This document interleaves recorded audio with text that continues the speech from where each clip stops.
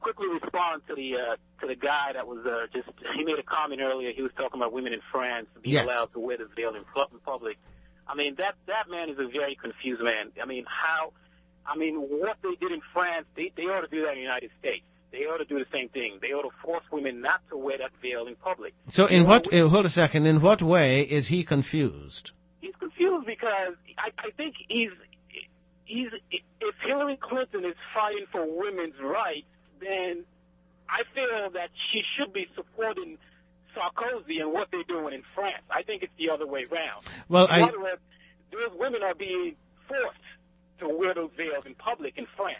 Are you suggesting that all of the women in France who choose are you suggesting that any woman in France who might be inclined to appear in public wearing the veil is being forced to do so, that there are no women in France whose understanding of their religious obligation or whose expression of religious identity would cause them to want to do this? Is that what you're saying? Well, I feel that it's something they've been doing all their lives. So the way I see it, they don't really know any better. So, of course, they're going to want to do it. What do you mean they don't know any better? Well, I mean, this is what they've been doing since they were kids. So I'm sure if one of them were here on the phone, she would say, I don't have any problem with it. There's no reason for me not to do it, because it's something she's been doing all her life.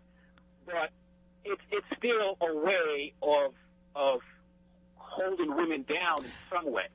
You know, here's the thing. When you're like me and you grow up in a part of the world that is you come from a former colony, you become very sensitive to something that we called cultural imperialism. And here's how it works. What it means is that there are some people in the world who have arrogated to themselves the right to decide what are the standards, whether of sartorial presentation or for that matter, or any other forms of or standards of behavior and public conduct.